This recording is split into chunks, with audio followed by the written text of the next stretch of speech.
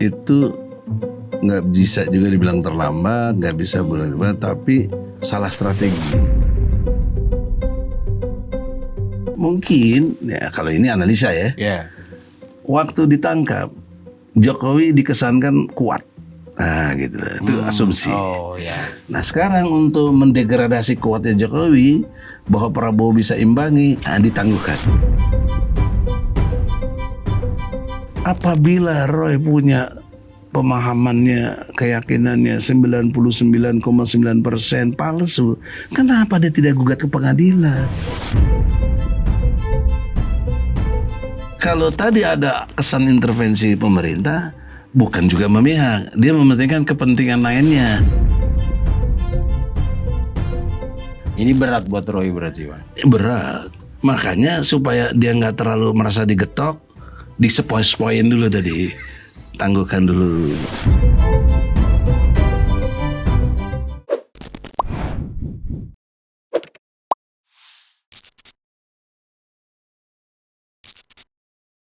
Oke pemirsa, balik lagi kita di meja besar ini, di podcast On The Table. Dan di depan saya ini ada profesor yang menguasai banyak hal. Dia kuliah di IPB, jurusan Pengelolaan sumber daya alam. Tapi kalau ngomong seperti Ustadz. Allah. Iya, tapi emang Ustadz. Saya dosen juga di PT IKI. Oh iya. Jadi kalau ngomong tidak lepas dari ayat-ayat suci Al-Quran. Terima kasih Bang Egy datang lagi di sini atas undangan kita, karena sekali lagi pemirsa, kalau bicara kasus yang sekarang rame itu Roy Suryo, itu sebenarnya tidak boleh lepas dari Bang Egy atau Bang Damai Hari Lubis, karena inisiasi melaporkan Pak Jokowi terkait kasus ijazah ini kan sebenarnya dari beliau ini. Tapi mereka waktu itu mempersoalkan ijazah SMA ya Bang ya. SMA. Logikanya masuk sebenarnya. Kalau ijazah SMA-nya aja nggak ada, bagaimana mungkin orang bisa kuliah kan? Tapi itu nggak dibahas sama si Roy. Nggak dibahas ya. Ya karena kan kemudian mereka bangun gerbong sendiri kan Bang. Oke. Dan seperti pemirsa atau teman-teman ikuti beberapa hari terakhir ini, banyak perkembangan baru. Mulai dari penangkapan, kemudian penyerahan barang bukti atau tahap 2 ke kejaksaan, lalu penahanan Roy ditangguhkan oleh kejaksaan, dan hari ini Roy dan Dr. Diva mengajukan pra peradilan. Sesuatu yang sebenarnya selama ini diminta orang gitu Bang. Menurut Abang ini telat atau gimana? Ya, bismillahirrahmanirrahim. Assalamualaikum warahmatullahi wabarakatuh. For everybody, netizen. Dalam konteks perspektif hukum ya, nggak jangan keluar dari itu koridornya. Kita hukum itu kan punya tata cara, makanya ada hukum acara. Gitu lah. Ada KUHP-nya untuk kaitan dengan sanksi-sanksi apa yang pantas dikenakan. Gitu. Jadi kaitan dengan pra peradilan itu nggak bisa juga dibilang terlambat, nggak bisa bilang tapi salah strategi. Oke. Tapi ini menentukan aja. Misalnya begini, apabila Roy dan Diva ajukannya setelah dia ditahan di kejaksaan, malah berpotensi dimenangkan, dia bisa bebas dari TSK. Iya dong. Tapi diajukannya sekarang, kalau konteksnya khusus kaitan dengan lebih banyak protes penangkapannya. Dan penggeledahan. Itu kan tergesa-gesa, nggak punya nilai akhirnya. Bertaruh secara intelektual, kalah nanti di pra peradilan, pasti kalah lah. Kita kan udah baca betul pengalaman lah, 35 tahun advokat saya tahu lah itu. Gitu. Bukan karena arogansi apa dikalahkannya, karena strateginya tadi. Karena kalaupun pra peradilannya diterima di protesan tentang penangkapan, itu en malih namanya. Sekali kejap udah selesai, udah apa yang mau dipersoalkan. Oke. Kan pra peradilan itu tuntutannya harusnya masih ditahan, minta dikeluarin dari TSK jadi nggak TSK.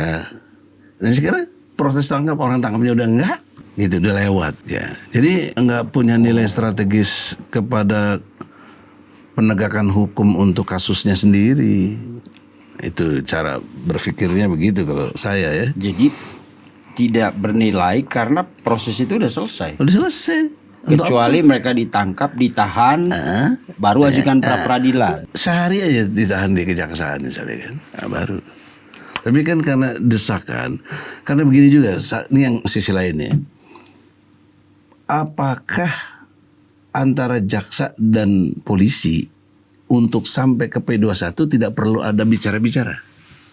Nggak mungkin. Koordinasi, ada koordinasi. Kan ada koordinasi, kalau nggak cocok P19 dibalikin lagi, ini kurang bukti, ini kurang itu, balikin lagi, kejar lagi sampai. Nah itu saya ingat ada 3 bulanan tuh itu aja. Yeah. Tidak mungkin tidak ada komunikasi.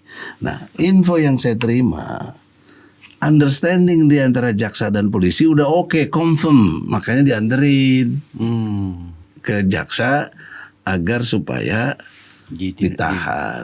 Jadi poin pentingnya udah ada understanding jaksa dan polisi confirm ditahan karena kelaziman. Nah, hukum itu juga ada kelaziman dan kepantasan.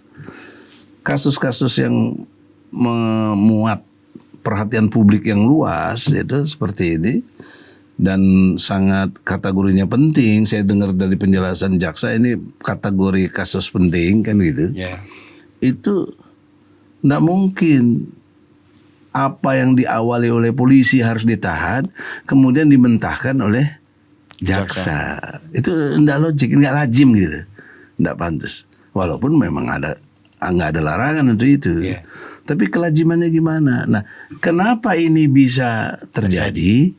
Jangan pada GR, katanya ada 50 orang yang jamin, bukan itu. Nggak ada 50 orang yang jamin juga kalau presiden bilang tangguhkan. Ini kan elemen presiden yang turun. Elemen presiden turun untuk masalah ini. Sampai segitu ya, Bang? Ya itulah. Mungkin, ya kalau ini analisa ya. Yeah. Waktu ditangkap, Jokowi dikesankan kuat. Nah gitu lah. Itu asumsi. Oh ya. Nah sekarang untuk mendegradasi kuatnya Jokowi, bahwa Prabowo bisa imbangi, ditangguhkan. Nah gitu lah. Karena dua-dua ini maksudnya polisi dan jaksa kan di bawah presiden. Yeah. Bertaruh secara intelektual. Kalau murni Kasus hukum. penegakan hukum, nggak ada intervensi gesekan politik, ditahan terus. Selajim terus ditahan. Ini ada intervensi dari presiden gitu loh yang saya. Cuma ya kita legowo dengan presiden, mungkin pertimbangannya apa, takut ada hal-hal yang nggak diinginkan atau menutupi kasus-kasus seperti MGG gitu kan. MBG. Banyak itu bisa kan hilang berita-berita itu, ketutup sama berita ini, bisa juga begitu. Jadi itu isu. Tapi saya memahaminya secara politik, ya, ini bukan hukum ya, politik. Ini teori layang-layang gitu loh. Oh. Jadi kayak kita kan waktu kecil main layang-layang kan, tarik, ulur, dinaikin, terus ditukikin gitu kan. Ya ya. Nah, ini sekarang lagi proses diulur supaya dia nggak terlalu tegang, nggak naik, tensinya nggak terlalu tinggi gitu loh. Diredupkan dulu gitu, mereka happy. Tapi yang nggak bisa mereka hindari kalau sudah di ruang pengadilan. Nah maka problem seriusnya, ini serius menurut saya, jangan sampai tidak sampai ke ruang pengadilan. Bisa aja tengah jalan nanti dia minta RJ atau dan lain sebagainya. Katanya kalau udah masuk kejaksaan akan dideponering. Bisa aja, udah selesai. Nah, kelemahannya kalau ini terjadi, maka Jokowi stigma ijazah palsunya terus menghantui semuanya. Pasti dong. Okay. Sementara sisi lain, Bapak Jokowi telah ngomong di medsos saya lihat, saya akan siap ke pengadilan, begitu. Artinya kan dia punya alat bukti yang dia anggap sangat kuat lah atau asli versi dia kan. Nah makanya ayat yang perlu disampaikan sekarang dalam memahami fenomena ini surat Al-A'raf itu. Oke. Ayatnya 40. Apa itu isinya? Al-A'raf itu ayat 40 ya. Surat ke-7 ayat 40. Itu tentang kadzab zabu bi ayatina. Minta bukti. Bukan kadzab zabu itu maksudnya yang mendustai ayat-ayatku, kata Allah. Satu lagi yang wastakbaru anha, yang menyombongkan diri kepada ayat-ayatku itu. Jadi ada dua hal yang mendasar di sini. Ayat Allah didustai, ayat Allah disombongkan. Ya, dia dilawan lah bahasa lainnya. Nah, implikasi turunannya kalau kadzab zabu ini adalah dusta aktif gitu loh. Gimana itu maksudnya? Dusta aktif itu maksudnya kalau dia itu diberikan udah penjelasan di ayat itu terus ditolak, ayatnya salah apa segala macam, ini dinatingkan lah.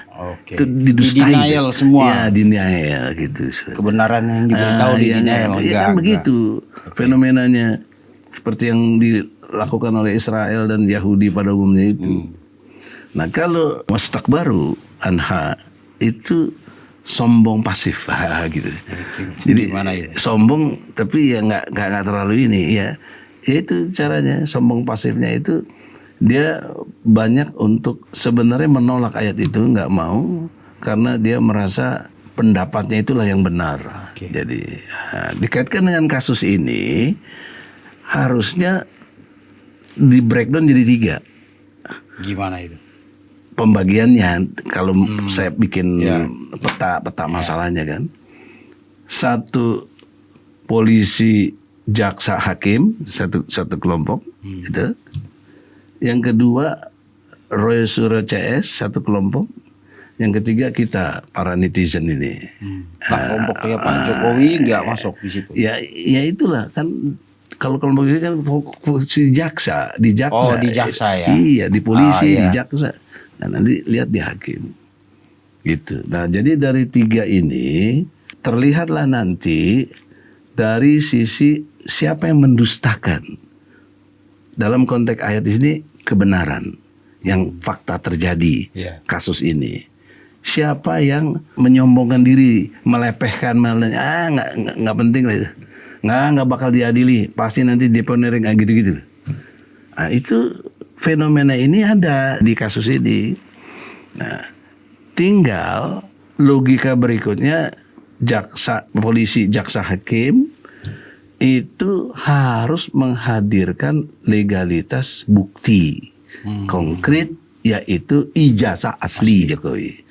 Jangan lagi ada kata-kata nanti nggak bisa ditampilkan karena ini dokumen negara. Apaan kayak begitu? Untuk apa diadili? Nggak boleh lagi ada kata-kata demi rahasia. Nggak, ini kan dokumen negara. Nggak bisa. Tampilkan ijazah Jokowi yang asli dengan catatan tentu lewat proses pembuktiannya, apakah sudah lewat laboratorium atau apa, kan ada momen tertentu yang harus untuk tampilkan itu. Tapi nggak boleh tidak, karena itu objek hukum. Ini objek hukum yang sedang jadi persoalan. Bahkan titik sengketa itu ya. Bukan lagi sengketa, perseteruan. Bukan sengketa, perseteruan. Ya, artinya udah lebih mau bisa baku hantam dan menghina-hina orang segala macam itu.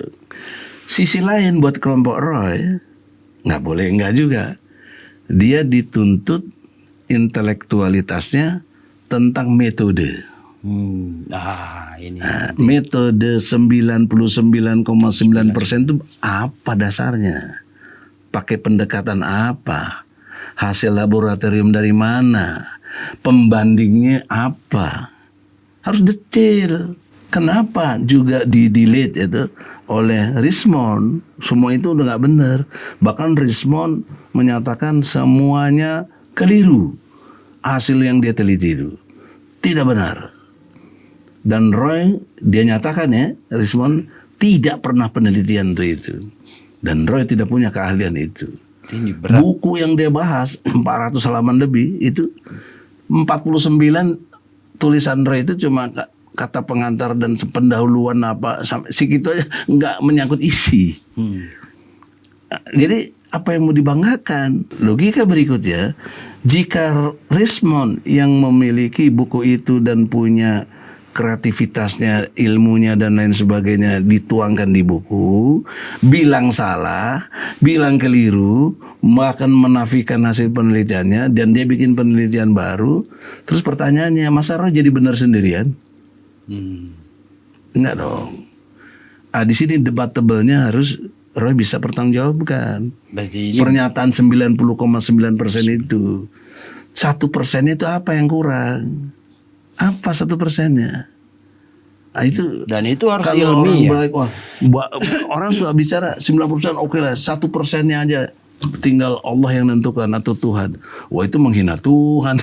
Masa Tuhan 100% gila itu. Tuhan itu ya 100% ya Tuhan, semua yang dia tentuin, pakai dipilah-pilah apa. Setiap kejadian ini atas izin Allah, nggak mungkin. Itu tauhid ya dari kita. Jadi saya turunkan dalam bentuk metode, dipastikan secara intelektual, bukan nujum atau kira-kira, ya nggak bisa dibuktikan sama Roy. nggak bisa. 99,9. Bagaimana caranya? Ayo adu data. Asal juga tadi satu ya, Jokowi jangan lagi ngelak dan lain sebagainya, alasan jaksa tunjukkan di aslinya. Oke? Terus metode berikutnya 99,9% itu kan udah exactly itu. Pasti palsu. Dibenturkan dengan yang tadi dipunyai oleh Jokowi sebagai asli. Nah, kemudian buat kitanya netizen, ini juga nih, apakah kita mendustai juga kebenaran ataukah kita menyombongkan diri? Apa misalnya mendustai? Itu nggak benar begitu tuh, apa tuh, itu memang udah direkayasa, udah diatur. Itu kan mendustai, ya kan? Nah, kalau menyombongkan diri, udah nggak penting itu, yang penting gue nih egoismenya itu. Nah itu. Dan ini tercermin dari para pendukung. Iya. Ya istilahnya, kalau istilahnya kutu kupret. Itu kelihatan nanti ininya, yaitu keberpihakannya. Tapi dilihat cara berpikirnya, apakah dia mendustai ayat Allah dalam hal ini kebenarannya, atau dia menyombongkan diri, gitu. Jadi sombong, definisi sombong ya supaya jelas. Saya ambil dari hadis, ada 2 unsur orang disebut sombong. 1, menolak kebenaran. Yang kedua, merendahkan orang lain. Kompom itu pasti, itu hadis itu. Orang sombong. Sombong terus ya. Coba ente aja deh. Kalau ente rendahin saya, udah pasti ente merasa lebih hebat dari yang lain dong. Sombong lu gitu. Sombong. Nah, itu kan kesan itu ada terhadap fenomena kasus ini. Ya. Maka saya kira sisi lain kalau strategi politik ya, saya kira cerdas di sini. Kalau ini unsur presiden terlibat ya. Di mana letak kecerdasannya adalah meredam konflik. Coba bayangkan ya, asumsi ya, dengan prediksi. Kalau kemarin tertahan animonya, pendukungnya luar biasa begini-gini, mungkin ada gesekan, mungkin ada konflik dan lain sebagainya. Atau tadi tarik ulur dulu. Ditarik dulu ya, diulur dulu. Kan kalau dulu kan turun lagi gitu. Ya, kena spoi-spoi angin ya. Jadi gak terlalu benangnya gak terlalu tegang, takut kusut lagi gitu. Iya. Nanti saat tertentu tadi di pengadilan ini yang nggak bisa dihindari, itu sehingga kalaupun nanti divonis bersalah, pemerintah nggak disalahin, dalam hal ini jaksa, polisi, kan sudah objektif gitu, udah objektif. Jadi saya kira kitanya ini yang penting, para netizen. Saya di sini udah nggak ikut-ikut lagi, nggak ada urusannya saya kan, ya. Saya udah bebas, murni dalam arti demi hukum, nggak RJ saya nggak pernah minta RJ, nggak ada kata maaf saya. Itu udah saya buktikan sama dia. Kalau saya ada kata maaf, nggak mungkin nggak dibuktikan sama pihak mereka. Mungkin kayak Riz mau dikasih parcel gitu. Ya. Jadi poin pentingnya adalah kitanya justru. Kalau mereka para pihak ini udah jelas ininya apa parameternya yang harus diperjuangkan di pengadilan. Jokowi bawa yang asli, nggak boleh lagi alasan yang lain. Ini metodenya. Mana bisa menyatakan? Karena pertanyaan seriusnya berikutnya, saya sebagai advokat juga, apabila Roy punya pemahamannya, keyakinannya 99,9% palsu, kenapa dia tidak gugat ke pengadilan? Harusnya dia yang gugat. Gue yang gugat tuh, udah yakin. Kenapa dia main-main di medsos? Kenapa dia main-main untuk tiap hari tampil di TV? Emang enak sih. Saya pernah juga udah di TV dapat 750.000 dapat. Tapi saya dengar abang ngasih itu nggak diambil gitu. Ya itulah. Ada obrolan kemarin. Ya, karena itu mungkin nggak tahu, tapi kan nggak mungkin masa kelas Roy begitu. Ya kan enggak lah. Makanya kita tetap sangka baik. Cuma pertanyaan seriusnya secara keilmuan. Ya itu benar. Ilmu ini. Ya. Ilmu tentang metodologi sudah memastikan 99,9%. Kenapa dia nggak gugat ke pengadilan? Kan kalau di situ, karena begini, teori berikutnya, apapun penjelasan berkali-kali, bertubi-tubi dengan gaya yang militan di medsos, di TV, nggak punya nilai. Betul. Yang punya nilai itu kalau menjelaskan di pengadilan. Kenapa? Ada sanksi kalau keterangan palsu, ya toh? Yeah. Ada saksi dan lain-lain sebagainya yang bisa dikonfirm. Ada hakim. Yeah. Kalau di medsos siapa yang bisa bertanggung jawab? Dia bohong apa kagak, kita kagak tahu. Yeah. Semua orang bisa berpendapat. Makanya mesti tahu diri, jangan apa ya, sok belagu gitu loh. Nggak punya ilmu tapi belagu. Ya biasa orang sombong kan nggak punya ilmu sebenarnya. Makanya dia rendahin orang lain, gayanya begitu. Kalau orang punya ilmu mah istilahnya ada pepatah kan, semakin berisi padi semakin nunduk. Ini yang nyaring itu, yang tong kosong nyaring bunyinya kan ada juga. Itu pasti tong kosong itu, nyaring bunyi, kosong bos. Bahaya, adu metode, adu data, adu saksi. Harus jelas itu. Dan peristiwa, namanya peristiwa hukum. Tadi harusnya ke pengadilan. Gitu loh. Jadi bedahan saya ini sampai ke arah ini saya analisisnya dari Al-Araf ini bahasa 40. Ini menarik Bang, ada beberapa poin tadi. Tambah lagi Allah menekankan di situ. Bagi kata Allah yang mendustai dan menyombongkan diri, dipastikan tidak bakal masuk surga sampai unta masuk ke dalam lubang jarum. Lebih mudah unta masuk lubang jarum daripada orang sombong masuk surga gitu. Bukan. Dia mustahil gitu loh. Iya. Mustahil dua fenomena ini yang mendustai ayat Allah dan menyombongkan diri, mustahil sampai masuk surga. Walaupun dia punya klaim-klaim kebenaran. Ujung ceritanya kalau kasih mustahil menang. Kalau metode dan semua yang tadi saya bicarakan konsisten dan proses hukum itu konsisten berjalan sampai pengadilan. Ya, sekarang kan ada intervensi, jadi kelihatannya melambung. Ada tapi jadi gegabah. Mestinya nanti peradilannya udah ditahan di jaksa, udah apa baru punya nilai bisa hilang TSK-nya. Kalau sekarang sih tetap TSK. Nanti hari Selasa katanya sidang dia, Pak. Iya, sidang pra-peradilan itu tanggal 29 kalau tidak salah. Itu pra-peradilan, tapi dia juga ada sidang yang udah diwajibkan. Dan kekeliruannya lagi nih, secara konstruk hukum, dengan ditangguhkan, itu ada pertimbangan hukum. Namanya, 1, jangan sampai melarikan diri. 2, menghilangkan barang bukti. 3, jangan mengulangi lagi. Nah saya lihat kemarin Roy tampil di TV ngomong keras segala macam begitulah, biasa gaya dia kan. Ini kan berarti ngulangi lagi bos. Terus pertanyaannya kok jaksa cicing, wah ya jaksa apa? yang garansi jaksa loh, polisi udah gak ada urusan tuh. Betul, ini kan udah kewenangan kejaksaan. Udah kewenangan jaksa.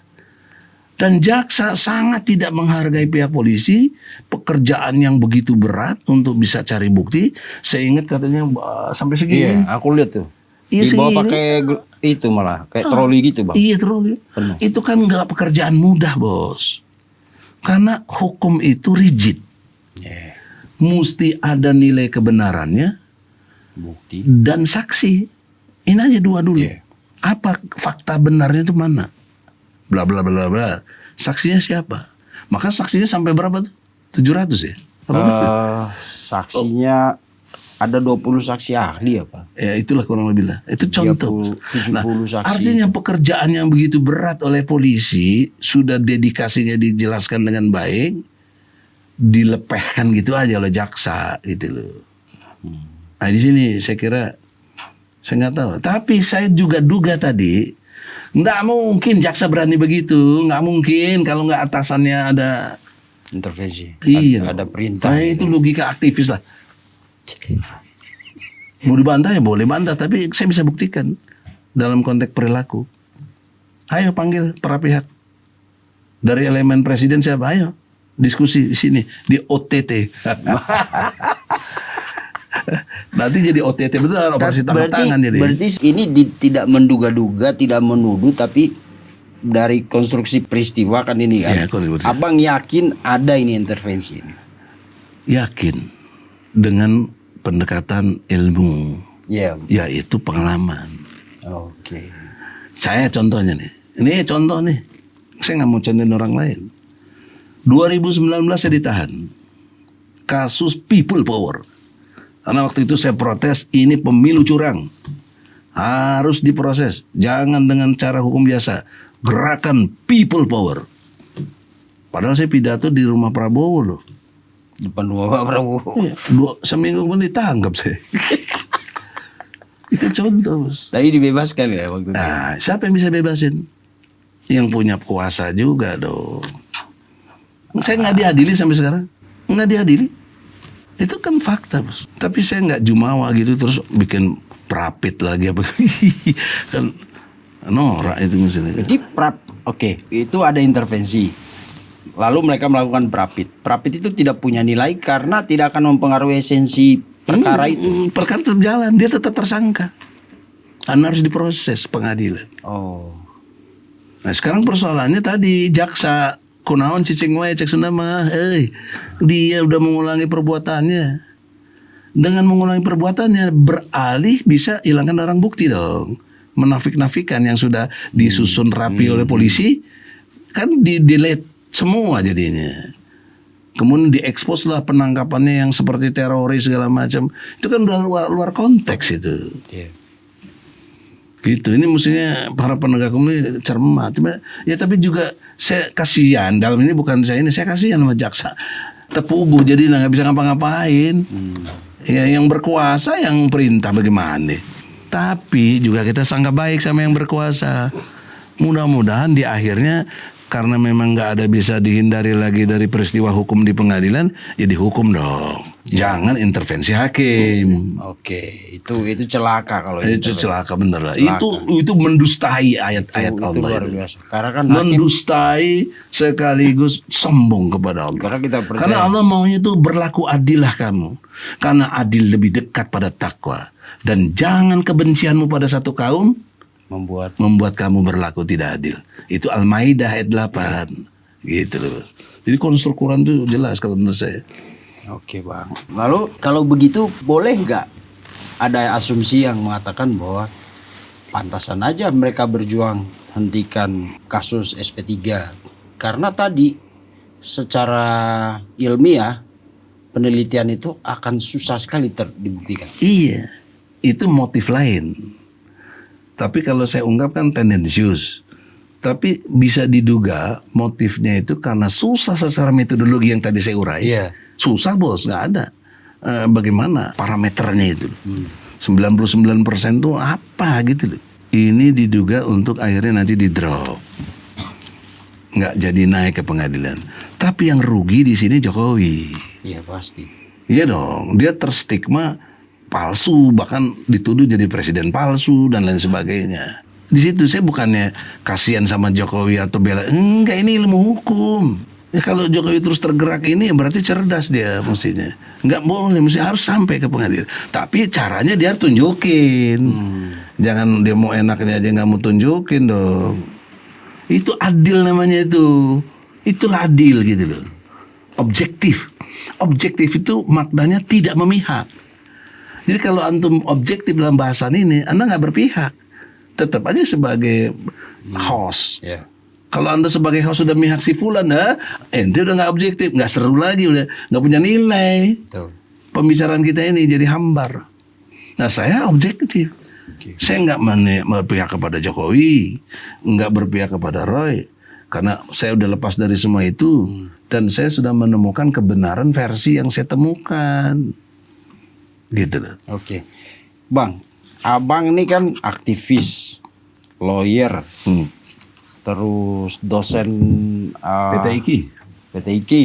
Insting abang sebagai aktivis, ada gak bang permainan untuk membuat perkara ini tidak sampai ke pengadilan? Ada. Indikasinya ini penangguhan. Kan gini teori lagi nih. Apabila Roy sudah berkeyakinan 99,9%, mestinya dia bersegera pengen diadili. Pengen. Jangan minta penangguhan, jangan ngeles-ngeles yang lain-lain. Hadapi, bahkan tantang, adili saya. Begitu bos. Itu psikologi, mental hukum itu namanya. Mental hukum dalam konteks ini, kalau dia benar udah yakin, dia minta justru diadili. Bukan malah melewat-melewat. Dan indikasi saya, omongan Tifa. Terima kasih Bapak Presiden. Itu kan kelepasan apa sih? Kan mesti jangan diucap lah itu. Pasti andil Pak Prabowo. Itu jelas orang dia sendiri bilang, terima kasih Bapak Presiden. Itu kan mungkin aja Prabowo juga kagak tahu, mungkin aja deh. Kan ada elemen-elemen lainnya. Nah, ini mesti ini nih. Allah akan buka lah pasti. Siapa yang mendustakan dia dan menyombongkan diri kepada dia, kan sekarang sombong seolah nggak salah dia. Yeah. Kena sebentar lagi bos, pakai ilmu yang saya bangun kena. Mari kita adu argumentasi sama jakon-jakon dari dia apa. Ayo kita diskusi. Yang benar tapi. Jadi pertanyaan antum atau Vincent yang saya hormati tadi mengatakan bahwa ada nggak? Ada. Dan bukan katanya atau bersifat yang nuansa, tapi udah verbal diomong tadi. Kemudian Roynya sendiri kelakuannya kok tidak bersegera untuk diadili. Sekarang logika terbalik. Antum dituduh mencuri, tapi faktanya enggak. Saya pengen antum di penjara. Artinya dua-duanya harusnya mau ke pengadilan dong. Pengadilan. Karena pembuktian. Pembuktian di situ, nggak bukan di medsos. Ngapain coba orang beribuan sampai udah sampai ada jutaan katanya yang nonton. Nothing, nggak ada. Kebenaran bukan soal mayoritas ya bang. Bukan. Oke, biasa tadi kita sempat break sebentar karena kita memberi kesempatan Bang Egy. Hari ini beliau puasa. Asyura. Puasa Asyur ya bang. Asyura. Oke. Puasa Muharram. Puasa Muharram. Kita boleh lanjut lagi ya bang? Ya boleh.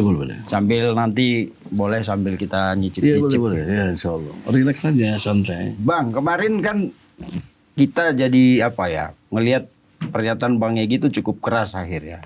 Ya saya jadi paham sedemikian orang bilang keras sekali pernyataannya karena ya pertimbangan hukum seperti yang ilmu hukum yang tadi Bang Egy sampaikan bahwa seharusnya tidak seperti ini. Iya. Kejadiannya kalau mengikuti prosedur hukum yang benar.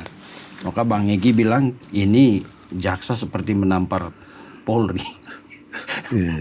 Lalu orang bilang ini orang kok bela-bela polisi. Emang abang lagi bela polisi nih bang? Nah gini, saya kan punya teori objektif, sistematis, toleran. Osjubedil itu. Osjubedil. Jujur benar. Punya ada di sini nih Ada bukunya itu. Ya. Jadi dalam teori saya itu, saya sebagai pembuat teori dan melakukannya, dalam satu peristiwa itu, polisi udah kerja keras, sudah menurut argumentasinya, sudah diterima.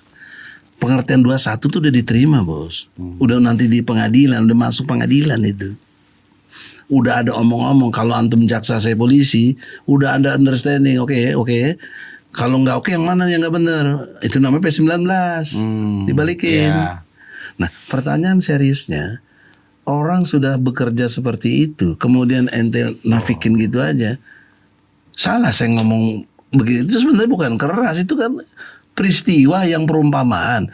Saya pernah juga ngomong, Gibran menampar Rismon tanpa tangan. Sama juga begitu. Nggak apa-apa. Nggak ada yang bilang keras.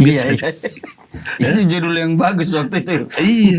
Gibran menampar Rismon tanpa tangan. Nah sekarang juga gitu. Jaksa nampar polisi tanpa tangan, sama juga. Nah, itu contoh. Jadi nggak ada saya bela-bela rek naon bela polisi, ya. Karena kepentingannya ya. Jadi itu yang pertama. Yang keduanya lagi, saya kan juga mendalami psikologi polisi ya, dalam perspektif beban kerjanya itu.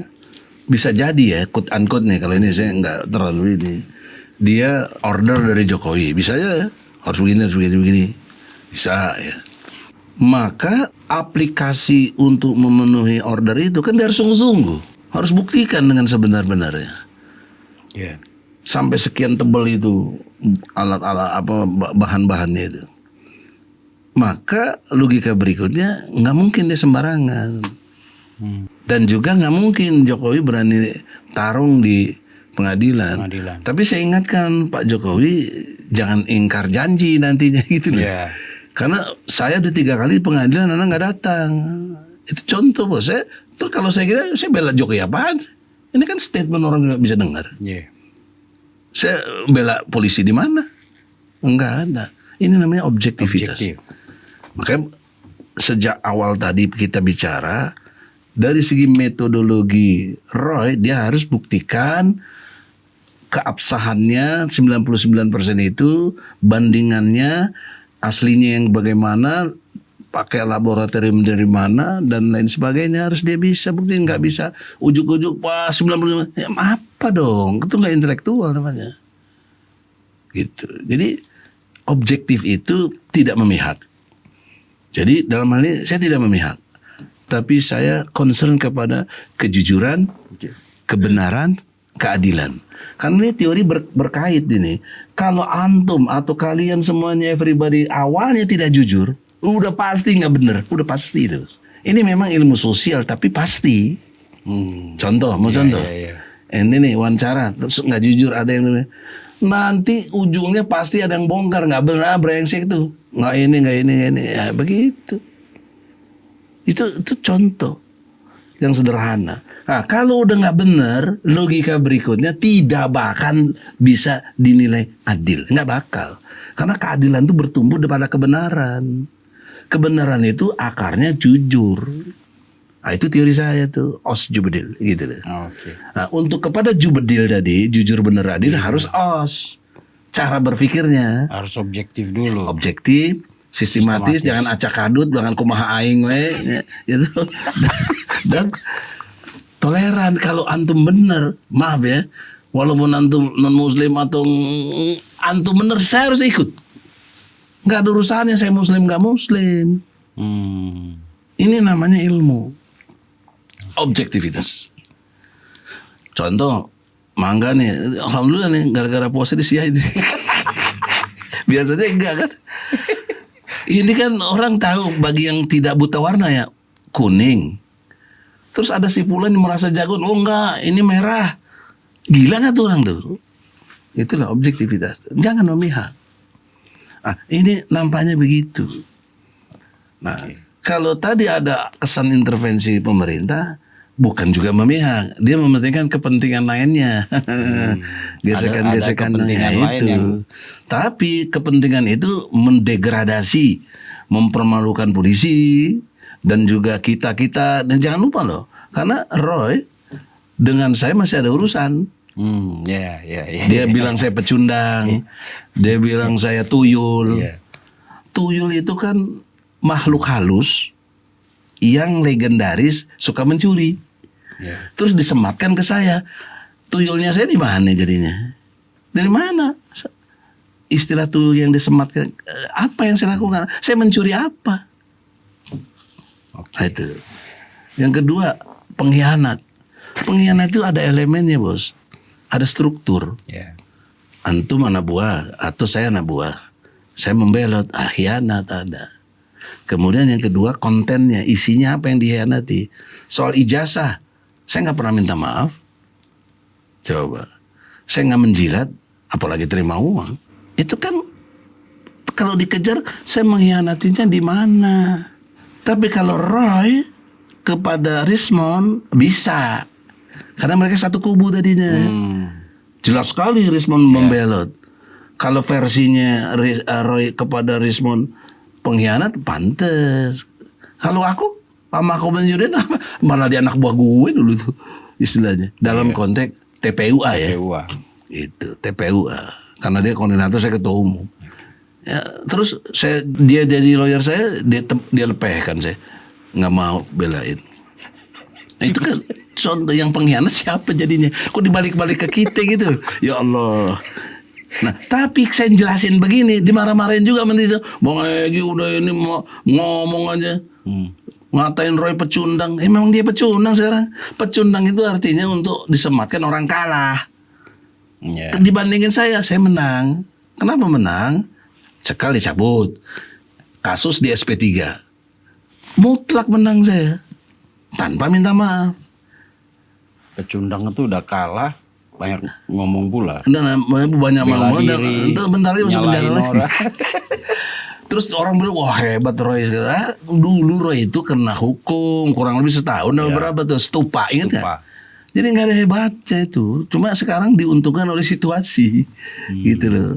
Kepentingan pemerintah juga lagi perlu untuk membuat mereka kasihlah angin segar dulu. Gitu. Nah, jadi udara segar supaya. Biasanya tuh kalau yang saya pahami ya. Di pohon yang tinggi itu, pohon kelapa ya, ada monyet tidur. Kalau digobrak-gobrak dia nggak bakal, tapi kalau dia tidur dengan kena angin sepoi bisa jatuh dia. Nggak pernah digobrak-gobrak. Itu nanti. Teori sepoi-sepoi. Sepoi-sepoi dulu. Tahu ngantuk jatuh sendiri. Kira-kira gitu. Oke bang, tadi menarik abang bilang kalau dimensi politiknya adalah ada kesan seperti waktu penangkapan Jokowi kuat, begitu di kejaksaan didegradasi kekuatannya kan. Nah ini yang orang takutkan sekarang bang, karena kan ini udah kewenangan kejaksaan. Kalau ada semacam degradasi kekuasaan atau kekuatan Pak Jokowi dan itu di kejaksaan, kan dia berhak penuh melakukan deponering misalnya. Gini, ada informasi yang belum terverifikasi ya. Dengan peristiwa ini Jokowi restu.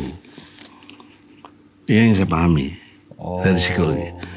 Karena logika terbalik, kalau Jokowi tidak restu, tidak mungkin. Dia pasti ribut sama Prabowo. Dalam arti memprotes. Apa misalnya anaknya si Gibran kayak suruh bikin apa kita tahu kan wapres, resmi wapres loh. Mau apa deh? Itu sudahlah, saya ngerti lah. Bukan hebat mereka ini, cuma ada sepoi-sepoi tadi. Jokowi oke. Kalau Jokowi nggak oke nggak mungkin. Istilahnya 07 ya, dia kan presiden 07 oke. Sehingga 08 berani gitu loh. Karena diuntungkan juga dengan situasi ini. Soalnya dianggap pemerintahan yang bagus, demokrasi segala macam gitu-gitu lah. Itu pihak mereka mengatakan. Iya dong. Kan mereka puji-puji. Biasanya setiap yang bahkan diucapin terima kasih terang-terangan begitu. Iya. Pertanyaannya apakah itu penegakan hukum? Kan bukan, itu kan politik. Nah, imbasannya kalau nanti dikhawatirkan jaksa akan deponering, nah di sinilah Burhanuddin taruhan mentalitasnya. Kalau dia betul-betul cuma jadi kaki tangan saja, tidak punya integritas, ya dia akan lakukan itu. Tapi kalau dia orang yang punya integritas, berdedikasi yang benar, ya, yang dihormati sebagai jaksa agung, waduh, tidak akan deponering. Tidak akan. Harus tuntas pengadilan. Lagi kalau deponering itu apa? Daya dobrak dari rakyat apa untuk ini? Saya nggak melihat itu. Ini bukan kasus yang masuk kategori bisa dideponering gitu, Mas, secara hukum. Enggak dong. Ini pidana biasa. Pidana biasa. Kalau abang dulu kali mungkin ya. Kalau saya diadili, bisa itu deponering saya. Karena saya tuntutannya pemilu curang, ngeri mereka. Apalagi ada bukti-bukti digitalnya kan. People power nanti akan bergerak sendiri tuh. Dan itu mengarah ke negara ya bang ya. Itulah sebabnya saya nggak diadili. Kalau ini saya kan, tidak merasa GR ya. Kalau ini kan personal. Karena substansi masalahnya. Betul. Kalau ini mah ya kayak kasus Stupa aja kan. Siapa yang mau marah? Dihukum juga Stupa. Rismond kalau nggak minta maaf udah pasti dihukum juga. Dia mungkin dapat info apa saya nggak tahu, begitulah. faktanya. Ada orang pengaruh, lagi pengaruhi Rismond, enak aja loh. Kalau Rismond saya pengaruhi, dia ikutin saya dong, nggak minta maaf. Dia minta maaf, jadi bukan ngikutin saya. Betul. Gitu. Jadi kedepannya lah kita kan jangan juga enjoy dengan debat kayak begini ya, tapi apa masalahnya buat bangsa ini? Betul. Apa Bang? Dari perjalanan kasus ini sampai peristiwa yang kemarin tuh apa yang Abang lihat? Kita ini wasting time-nya yang luar biasa, buang-buang waktu, wal asri kita kena nih demi masa rugi. Energi bangsa ya, perhatiannya dan lain sebagainya. Mungkin juga ada APBN terkuras. Iya dong, biaya polisi berapa? Polisi, kejaksaan. Kejaksaan berapa? Biaya yang lain-lain berapa? Saya sendiri mandiri loh. Tiap minggu selama 5 bulan ke Solo, ongkos sendiri. Apa sendiri? Kadang naik pesawat, kadang naik bus. Itu energi yang keluar gara-gara mikirin selembar kertas saja. Ya. Nah, ini juga himbauan saya kepada Pak Jokowi, tidak bermaksud menggurui. Ini kan diawali kalau Anda sejak dulu tunjukkan ijazah, kan gak ada kasus ini, udah selesai. Waktu Abang mereka waktu saya gugat pertama itu juga dari pihak Roy dan lain sebagainya, yang lain-lain. Sudahlah, apa yang mau kalian cari juga? Kalau nanti betul palsu, memang problemnya diserius. Ya dong, ijazah palsu, dia nanda tangani semuanya jadi palsu dong. Nggak punya kapasitas. Utang-utang yang berlangsung ini palsu jadinya. Tanggung jawab dia. Nah itu problemnya serius memang. Sedasar itu dampaknya. Iya, tapi yang saya menarik dari Pak Jokowi, ya jangan lagi bilang saya muji-muji deh, kan capek gitu. Enggak. Kan kita dia berani bertaruh, udah ngomong kemarin saya akan ke pengadilan. Baru sehari kemarin kayak ngomong lagi. Iya, artinya kan sudah terkonfirmasi dengan baik. Dan juga di bawahannya, kan saya dulu ketua HMI ini. Saya ketua HMI se-Indonesia, MPU. Ada anak-anak HMI yang di Fakultas Kehutanan berani menyatakan dia kuliah kok. Ada, cuma gak usah sebut namanya. Teman saya, anak HMI. Jadi saya gimana dilematisnya? Bahkan istri saya juga urusan UGM loh. Periode lulusnya sama tahun 85. Mau Pak Jokowi? Enggak, tapi dia MIPA. Oh MIPA. Beda fakultas ya? Ini yang satu fakultas tadi yang teman saya itu. Kehutanan menyatakan ada. Ya mungkin itu akan nanti jadi saksi di pengadilan. Nah bertarunglah dengan Roy yang 99% itu mana, itu yang saya maksud. Ini berat buat Roy berarti Bang? Berat. Makanya supaya dia nggak terlalu merasa digetok, disepoi-sepoin dulu tadi, tangguhkan dulu gitu. Nantinya jatuh Mas. Ini ilmu ya. Saya bisa salah. Kalau nanti nggak benar ya saya salah gitu aja. Kan nggak ada masalah juga kan. Namanya pemikiran. Tapi memang tadi seperti Bang Egy bilang, efeknya dari sepoi-sepoi ini juga lumayan Bang. Karena mereka nggak ngantuk, malah melek mereka kan. Podcast. Enggak. Bikin ini ngantuk itu tidak berarti harus lengah bos. Tapi misalnya salah langkah. Tadi pra peradilan. Menurut saya salah langkah. Kecepatan. Nggak punya nilai akhirnya. Itu aja. Apa yang mau dipersoalkan penangkapannya? Atau semua apa? Udah selesai. Iya. Kalau misalnya mereka menang pra peradilan, seandainya pra peradilan itu mereka menang, apa efeknya? Ya, lihat tuntutannya apa. Saya belum baca. Tuntutan yang dia pra peradilankan itu apa, dia mau apa? Soal penangkapan dan penggeledahan aja. Ya kan udah dibebasin. Artinya udah lepas. Dianggap salah polisinya. Paling hukum administrasi atau apa, saya nggak tahu, itu internal polisi lah ya. Tapi sama sekali tidak mempengaruhi. Tidak. Apa bukti tidak? Jaksa telah perintah, seingat saya hari Selasa katanya ada sidang. Ya kan? Oh berarti sidangnya udah ditetapkan. Dan juga udah menekankan kenapa dilepas. Dia kasih alasan hukum tadi. Jangan ulangi lagi, jangan hilangkan barang bukti, jangan melarikan diri. Nah sekarang ini dilakukan oleh Roy dan Tifa, podcast kemana ini jelas preskon suruh gitu. Mestinya diredam ini. Nah kenaun jaksa cacing wae, mestinya tangkap lagi, mestinya kalau penegakan hukum yang benar. Karena dia nggak memenuhi persyaratan untuk mendapatkan penangguhan. Itu dong, logika hukum kan nggak boleh abu-abu. Oke. Tapi kan logika itu kemudian tadi kita jadi abu-abu karena tadi ada Ada kekuasaan. ada kekuasaan. Iya. Jadi gini, teori lagi ya. Hebat apapun saya, profesor, doktor, ilmunya banyak, kalah dengan segenggam kekuasaan. Ini banyak nih ilmu. Saya cuma segini aja. Kalah apa? Mau kayak apa juga kalah. Itu makanya perlunya berkuasa tuh orang-orang yang amanah, Oke. yang jujur, yang benar, yang adil. Jangan sekali-sekali kasih orang berkuasa yang tidak amanah, tidak jujur, dan lain sebagainya lah. Kriterianya ada dalam Islam. Terutama di surat Al-Hajj ayat 41 dan Al-Anbiya ayat 73. Dua ayat ini mengkonstruksi siapa yang pantas jadi penguasa. Salah satunya yang saya ingat, melakukan amar ma'ruf nahi mungkar. Amar ma'ruf berbuat baik gampang. Anda nyambut saya ini baik nih. Baik. Tapi nahi mungkar, ketika saya salah Anda berani negur, belum tentu. Walaupun Anda berkuasa di sini. Itu contoh kehebatan nilai Quran itu dalam mengkonstruksi satu tata nilai namanya kepemimpinan atau orang yang diberi kuasa. Itu hal yang mendasar menurut saya. Jadi ini pelajaran mahal buat bangsa kalau kita jangan ditanggapi juga dengan SMS. SMS itu seneng lihat orang susah, susah melihat orang seneng. Nggak boleh. Itu bertentangan dengan Ali Imran ayat 120.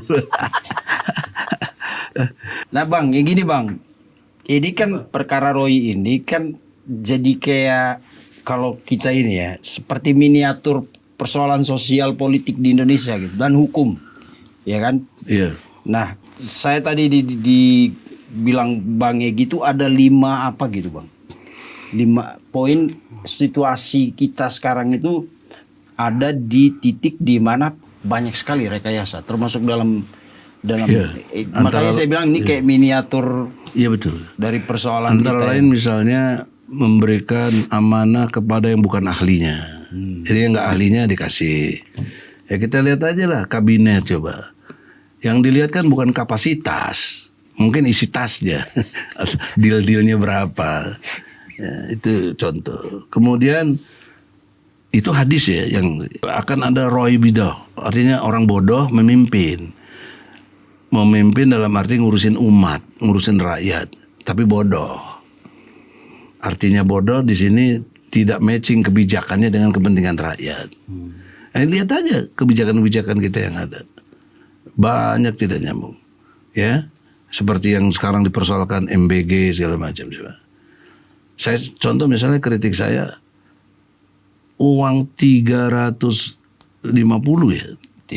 Tadinya 335 ya. Sekarang sisa 200. Enggak, bukan nih awalnya itu. Iya awalnya 300. Itu kalau dibedah jadi 3 item untuk kaitan dengan makanan saja cukup 50 triliun itu.